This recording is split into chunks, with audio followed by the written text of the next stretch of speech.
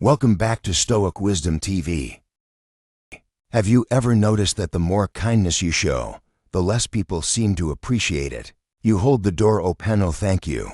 You help a friend once, and suddenly it's expected every time. You go out of your way to be nice, yet somehow you fade into the background, invisible. Almost as if kindness, instead of elevating you, diminishes your presence in the eyes of others. And here's the most painful truth. If you don't recognize this pattern, you'll spend your entire life wondering why people overlook your needs, dismiss your worth, and take you for granted. But don't worry, by the end of this discussion, you'll understand exactly how to command respect without sacrificing your kindness. Because the problem isn't kindness itself, it's how you wield it. Let me tell you a story. In ancient Rome, there was a merchant named Gas. He was known far and wide as the kindest man in the city. He helped whenever he could, gave without hesitation, and always greeted the world with a warm smile. If someone needed money, he provided it. If someone needed time, he made space in his schedule. He never refused a request. At first, people praised him. What a generous man, they said. What a noble soul. But as time passed, something strange happened. The more he gave, the more they demanded. The more he sacrificed, the less they respected him. He began to notice that people no longer thanked him. They simply expected his kindness. One day, a man whom he considered a dear friend borrowed a significant sum of money. When Gas eventually asked for it back, the friend laughed. "You don't need it," he scoffed. "Besides, I thought you were generous." And in that moment, the illusion shattered. Gas saw the truth. The world doesn't respect endless giving. It respects boundaries. This is where most people today get it wrong. The Stoics, great minds like Marcus Aurelius, Seneca, and Epictetus understood something crucial. People don't value what they receive for free. Consider the air you breathe. You rely on it every second, but do you ever stop to truly appreciate it? No, because it's always there. The same principle applies to kindness.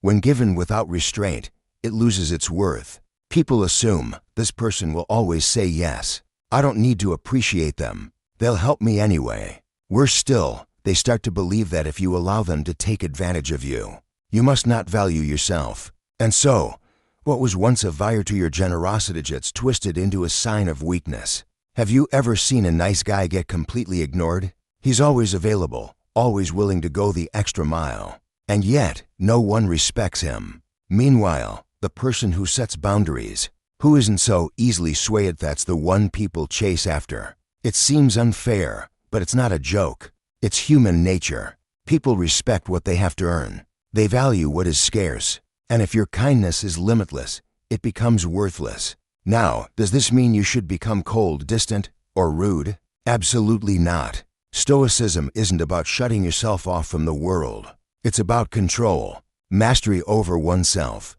So how do you command respect while keeping your kindness intact? The Stoics left us with a powerful framework. True kindness is not a reflex, but a conscious decision. Many people fall into the trap of being overly kind simply because they fear rejection, conflict, or disappointing others. However, kindness should never be an act of submission, it should be an act of strength. Marcus Aurelius was known for his compassion, but he was never a people pleaser. He helped when he deemed it right, not when pressured by others. Before offering kindness, pause and reflect. Am I doing this because I genuinely want to, or because I fear saying no? When kindness stems from genuine intent, it carries weight and meaning. But when it is automatic and unfiltered, it loses its value. If you say yes to everything, your time, energy, and good will become cheapened in the eyes of others. People do not cherish what is always available. Instead, practice measured generosity when it aligns with your values, not out of guilt or obligation. In doing so, you ensure that your kindness is respected rather than exploited.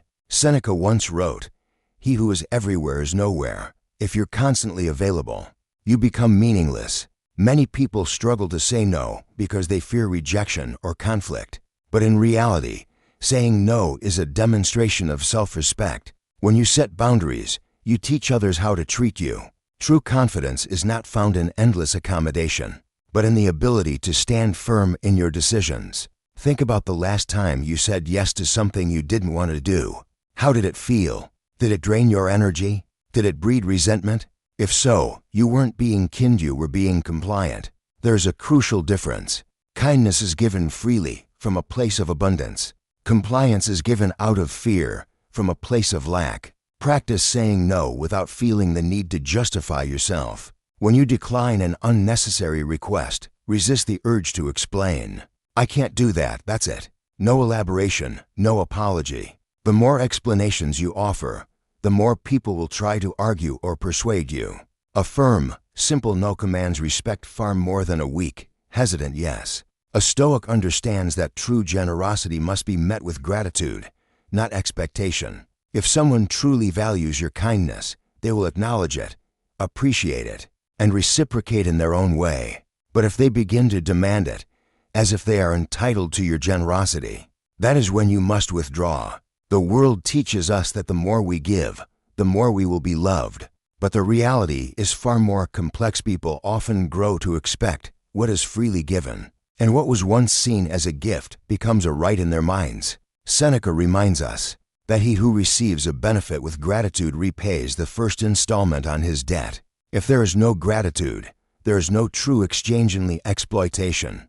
A Stoic does not seek to be liked. They seek to be respected.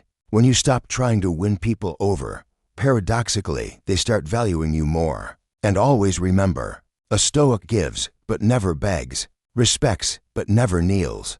Be kind, but never, ever be a doormat. To be kind is to be strong, but strength is not found in servitude.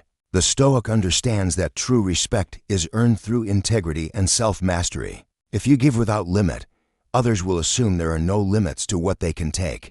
But if you carry yourself with quiet confidence, if you give with purpose rather than desperation, the world will recognize your worth.